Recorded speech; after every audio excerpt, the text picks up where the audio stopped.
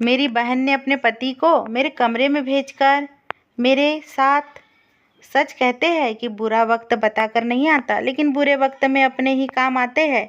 लोग अक्सर अपनों की शिकायत करते हैं, मगर मैं तो इन्हीं को अपनी खुशकिस्मत समझती हूँ। यह उन दिनों की बात है जब मेरे पापा रेलवे में एक नौकर का काम करते थे। मेरे पापा का एक दोस्त था जो बहुत अच्छा और गरीब था, मगर आदत का अच्छा था। वो हमसे अपने बच्चों जैसा प्यार करते थे। मेरे पापा अपने दोस्त को बहुत मानते थे और हमें भी उनके साथ अच्छा व्यवहार करने की नसीहत देते थे। मुझे अपने पापा से बहुत प्यार था, तभी मैं उनकी हर बात मानती थी और सुनती थी। अगर मेरी बहन चिड़चिड़ी थी, वह मेरी माँ पर गई थी। मेरी बहन को हमेशा ही कम पैसों की शिकायत रहती और उसको बाप पर गुस्सा आता था। कहती कि कितना जालिम बाप है जिसने हमारी इच्छाओं को दबाया और कम पैसों में खुश रहने का कहा। हालांकि कम पैसों में खुश रहना एक अच्छी बात है, यह तो खुद पर गर्व होने वाली बात है। मैं मेरी माँ को बताती कि अंजलि ऐसा कहती है, इसे समझाइए। मेरे पापा अपनी तनख्वाह का एक एक पैसा हम पर खर्च करते हैं और वह यह पैसे ईमानदारी से कमाते हैं, ना कि बेईमानी से। तो हम भला पापा से क्यों शिकायत करें? यह तो गलत बात है। इस बात पर माँ चुप हो जाती। कभी कहती कि अंजलि बड़ी हो जाने पर सब समझ जाएंगी, उसे झगड़ा मत किया कर। एक दिन चाय बनाकर मैं पापा को देने जा रही थी कि बातें करने की आवाज़ आई कि मीना का रिश्ता तय हो जाए। तो मैं ठिठक कर रह गई। मेरे पापा दादी से कह रहे थे उनकी मंगनी कर देंगे। अभी मैं चाय का ट्रे हाथ में पकड़े दरवाजे पर खड़ी थी कि मेरी माँ आ गई। मुझे देखकर डांटा और कहा, तुम अभी तक यहीं खड़ी हो, अंदर जाकर चाय दो, ठंडी हो जाएंगी। तभी मैं जल्दी से दादी के कमरे में गई। उनके सामने रखकर अपने कमरे में वापस आई तो मेरा दिल धड़क रहा था। सोच रही थी कि ना जाने किसके साथ या मेरी शादी का योजना बना रहे हैं। रात भर मैं इन्हीं सोच में गुम रही। कॉलेज गई तब भी यही सोचकर मेरे दिल पर हावी था। ना जाने कौन होगा, किसके पल्ले मुझे बांधने वाले हैं। मेरी बेचैनी बढ़ रही थी। कॉलेज से वापस आई तो मेरे पापा के दोस्त आए थे। मैं समझ गई कि आज फिर मेरी शादी के मामले पर यह तीनों बैठकर बात करेंगे। सोचा कि चुप कर उनकी बातें सुन लो, ताकि कुछ मुझे भी पता चले कि मेरी किस्मत का फैसला किसके साथ किया जा रहा है। खाने के बाद मेरी माँ ने हम बहनों को कमरे में जाने का इशारा कर दिया। अब मैं दरवाजे की ओर से कुछ भी सुन नहीं सकती थी। मैं काफ़ी बेचैन हो रही थी। किचन से मेरी माँ के बर्तन उठाने की आवाज़ आई तो पानी लेने के बहाने वहाँ चली गई। मैंने देखा कि मेरी माँ का चेहरा गुस्से से लाल था।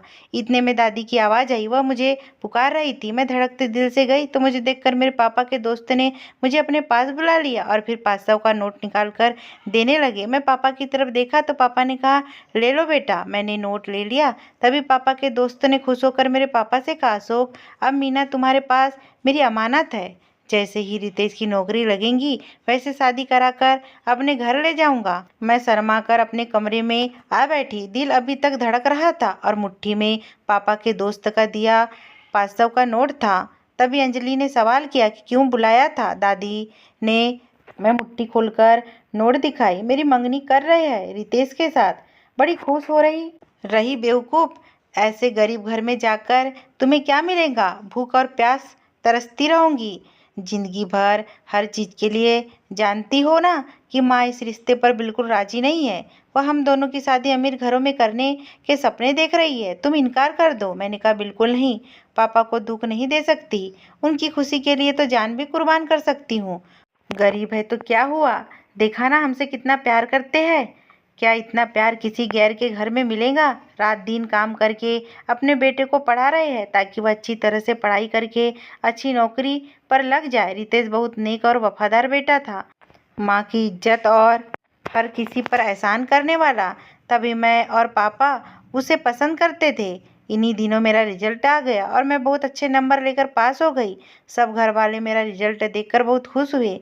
माँ ने कहा, अब आगे नहीं पढ़ना, घर बैठो और घर के काम सीखो। लड़की को घर बसाने के लिए घर के सारे काम आने ही चाहिए। एक दिन पापा ने अपने दोस्त को खाने पर बुलाया था। खाने के बाद सलाह होने लगा कि रितेश और की मंगनी किस दिन करनी है।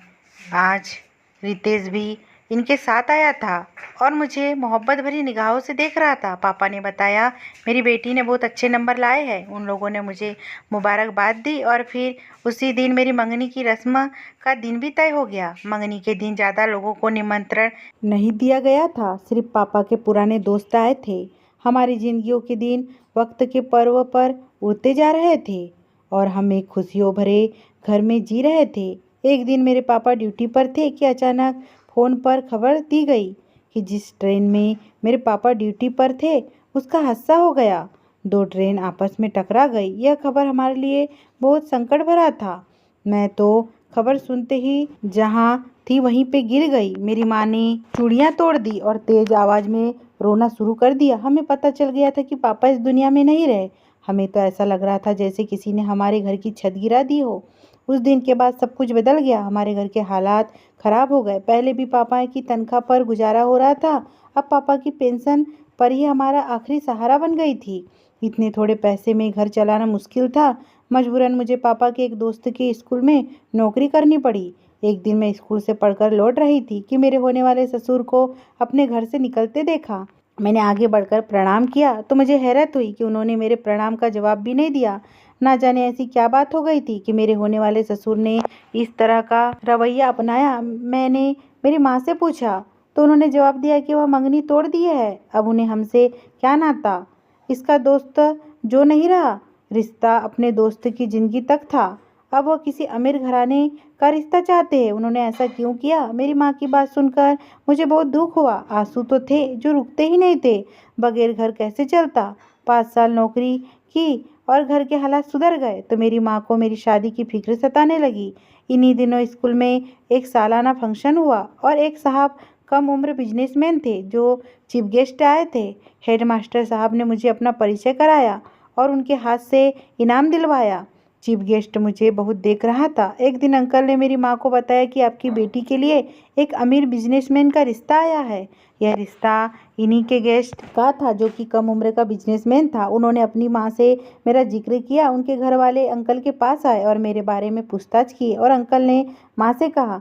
मेरी माँ बहुत खुश हुई। मेरा रिश्ता मानव से हो गया। यह लोग वाकई बहुत अच्छे थे, अमीर थे, मगर गुरूर की कोई चीज़ नहीं थी। दौलत की वजह शराफत पर यकीन रखते थे। रितेश को खोने का तो दुख था, मगर जब अच्छा पति मिला तो मैं हर बात भूल गई क्योंकि रितेश की मंगनी जरूर हुई थी, मगर हमारा कोई रोमांस वाला अफेयर भी नहीं रहा था।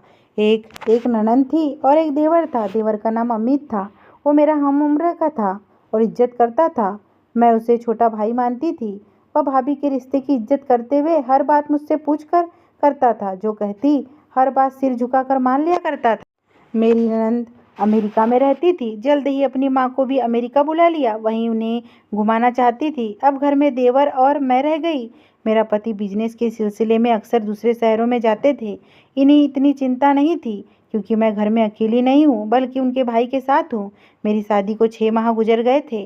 सारे घर की जिम्मेदारी मुझ पर थी। अकेले मैं भी घबराती तो देवर से कहती, अमित अब तुम्हारी भी शादी हो जानी चाहिए। तुम्हारी दुल्हन आएंगी तो मेरा हाथ बटाएंगी और मेरा जी भी लगा रहेगा। कोई लड़की पसंद है तो बता दो। एक दिन वह बोला, भाभी अगर बुरा ना माने तो एक बात कहो, मुझे आपकी बहन पसंद है। आप उसके साथ मेरी शादी करवा दें। मैं अपने पति को बताया और मेरी माँ के पास अमित का रिश्ता लेकर चली गई। हमारे घर की खुशियाँ दुगनी हो गई। मैं खुश थी कि मेरी बहन आ गई। जानती नहीं थी कि इसकी सोच और तरक्की हो जाएंगी। दिक्कत जल्दी शुरू हो गई। कारण यह था कि मेरा देवर जो मेरी बहुत इज्जत करता था, हर मामले में इज्जत देता था, यह बात मेरी बहन को पसंद ना आई। वो चुप थी लेकिन मेरे लिए अंदर ही अंदर गुस्सा पालती थी। जब ये दोनों शहर को बाहर जाते तो अमित मुझे यूं इजाज़त लेता जैसे बेटे माँ को उससे पूछकर कहीं जाते हैं। वह अक्सर जिद करता, भाभी आप भी हमारे साथ चलिए। घर में अकेले क्या करूँगी। मुझे नहीं मालूम था कि मेरी बहन गुस्सा करती है और अंदर अंदर अपने पति से लड़ती है कि तुम क्यों मेरी दीदी से पूछ कर जाते हो, उसे कबाब में हड्डी क्यों बनाते हो। यह बात मेरे देवर ने मुझे ना बताई। वह ऐसी बातें छुपा जाता था कि मुझे दुख ना हो, मगर मैं नहीं जानती थी कि मेरी बहन मेरी इतनी बड़ी दुश्मन बन जाएंगी। एक दिन मैं किचन से निकली तो बहन को अपने कमरे से निकलते देखा। ना जाने वह क्या करने गई थी। फिर मैं अपने पति को फ़ोन किया, वह जल्दी घर आ जाए, मेरी तबीयत ठीक नहीं है। मगर जब मैं टेबल से फ़ोन उठाना चाहा, वो मेरा सेलफोन मौजूद नहीं था। मैं बाहर ढूंढा मगर ना मिला। तभी अंजलि कमरे में आ गई। बोली, क्या बात है, क्यों परेशान हो? गर्मी सी महसूस हो रही है, सर दर्द कर रहा है, तबीयत ठीक नहीं लग रही। कहने लगी, इसे पी लो, तुम्हारी तबीयत ठीक हो जाएगी। बहन के कहने पर मैंने जूस पी लिया, जिससे उस वक्त तो कुछ राहत महसूस हुई, मगर फिर नींद आ गई, सो गई। हुआ ये था कि अंजलि ने मेरा सेलफोन उठाकर अपने पास रख लिया, जिस पर मुझे मेरे पति ने उस रात मैसेज किया था कि 10 बजे तक घर आ जाएगा, एक पार्टी को डिनर करवाना है। इसने जूस में नशा मिलाकर पिलाया और सुला दिया। कुछ वक्त ऊपर हो गया तो अपने पति से बोली, दीदी की तबीयत ठीक नहीं है, अभी तक बेहोश पड़ी है, मुझे लगता है कि उनको अस्पताल लेकर जाना पड़ेगा। ऐसा करो, तुम उसके पास रुको, मैं कपड़े बदल कर आती हूँ और इनको अस्पताल ले जाते हैं। क्या खबर मानव भाई कब तक आएंगे?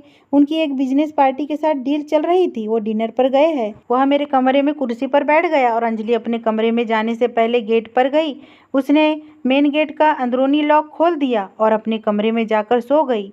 बदनीयत ना जाने अपने कमरे में जाने से पहले मेरे कमरे का दरवाजा भी बाहर से लॉक कर दिया। मैंने समझा वो ऐसे ही बंद कर दी है। वो कमरे में अखबार पढ़ रहा था। उसी समय मानव घर आ गया। इस वक्त 10 बजे का वक्त था। वह सीधा कमरे की तरफ आया, जो बाहर से नहीं खुल सकता था जब तक हम अंदर से बटन को ना दबाते। नॉक किया तो अमित ने उठकर दरवाज़ा खोला। सामने मानव खड़े थे। वो अंदर आए। मैं बिस्तर पर पड़ी सो रही थी। तभी उन्होंने सवाल किया, अमित, तुम इस वक्त मेरे कमरे में क्या कर रहे हो और अपने कमरे में लॉक क्यों किया था? मैंने लॉक नहीं किया भाई, भाभी की तबीयत ठीक नहीं थी, तभी मैं यहाँ बैठा हुआ था, क्योंकि अंजलि कपड़े बदलने गई हुई है और हम अभी भाभी को लेकर अस्पताल ले जाने वाले थे। हम समझ रहे थे कि शायद आप देर से घर आएंगे। मैं फ़ोन पर मैसेज करके अपना तमाम प्रोग्राम बता दिया था। किधर है फ़ोन? मेरे सो जाने के बाद मेरा फ़ोन टेबल पर रख दिया था। अंजलि, उन्होंने फ़ोन उठाया और दिखाया कि देखो, मैंने रात के 10 बजे तक आने का कहा था, ठीक टाइम पर आ गया हूँ। अंजलि कहा, यह कहकर कमरे में गए तो देखा वो अपने बिस्तर पर नींद से मैं सो रही थी। इसने नींद की गोली खा ली थी। उसको सोता पाकर मानव का पारा चढ़ गया और छोटे भाई से उलझ पड़ा। तुम झूठ बोल रहे हो, तुम्हारी बीवी अस्पताल जाने के लिए कपड़े बदलने गई थी, पर वह तो अपने बिस्तर पर सो रही है। आखिर क्या बात है? बात कुछ ना थी, बस बहन से जलन की बात थी। अंजलि चाहती थी कि वो राज करे, जबकि अमित का ख्याल था कि वह बड़ी भाभी है, घर में कोई बुजुर्ग नहीं है तो बड़े भाई और भाभी ही बुजुर्ग है, उनकी बात मानना ही ठीक है। इसे हर बात पूछकर उनकी मंजूरी से कदम उठाना ही ठीक है। मगर मैं नहीं जानती थी कि मेरी बहन मेरे से जलन में इतनी आगे तक चली जाएंगी। मानो हम पर शक नहीं करते थे, मगर वह झूठ पर गुस्सा जरूर करते थे। उन्हें झूठ पसंद नहीं था, खुद भी नहीं बोलते थे और ना ही बर्दाश्त करते थे। उस दिन वह यही समझे कि हम और अमित उन्हें झूठी कहानी सुना रहा है, जबकि उसकी बीवी अपने कमरे में सो रही है और मेरी बीवी भी सो रही है। ना जाने वह कमरे में क्यों मौजूद था। बड़े भाई के आगे अमित की जबान ना खुल सकी, मगर बीबी की मक्कारी इस बात पर साबित हो गई कि वह दरअसल मुझे और अमित को मानव की नज़रों में गिराना चाहती थी। पति को छोटा साबित करना चाहती थी, ताकि अलग अलग घर में रहने का जवाब बन जाए, आपस में भाई में लड़ाई होकर अलग हो जाए। वह मेरी अहमियत के एहसान से निकलना चाहती थी कि अपने बड़े भाई के प्यार में दरार पड़ गई तो वह भी भाई और भाभी के साथ रहना इस तकलीफ भी देती थी। वह मेरी अहमियत के एहसान से निकलना चाहती थी कि अपने बड़े भाइयों के प्यार में दरार पड़ गई तो वह भी भाई और भाभी के साथ रहना नहीं चाहती थी। उसे तकलीफ होती थी। अमित के दिल से उतर गई और उसने बीबी को तलाक देने का मन बना लिया। जज्बात और गुस्से में कदम उठाए, मगर उसकी माँ को इस कदर दुख हुआ कि उन्होंने मानव पर भी दबाव डाला और यह मेरी भी तलाक हो गई। यूं ही मेरी बहन की करतूत की वजह से हमारा हंसता बसता घर भी उजड़ गया। अगर वह चाहती तो हम एक साथ खुशी खुशी एक घर में रह सकते थे। आज मेरी माँ जिंदा नहीं है। हम दोनों बहनें साथ रहने पर मजबूर है। दूसरों के घर में नौकरानी का काम करके गुजारा कर रहे हैं और गुजरे वक्तों को याद करके ठंडी आहें भरते हैं। सुना है कि अमित विदेश चले गए हैं और मानव ने दूसरी शादी कर ली है। अगर ये स्टोरी आपको पसंद आई हो दोस्तों, चैनल पे नए हो तो प्लीज़ चैनल को सब्सक्राइब कीजिए, वीडियो को लाइक कीजिए। धन्यवाद।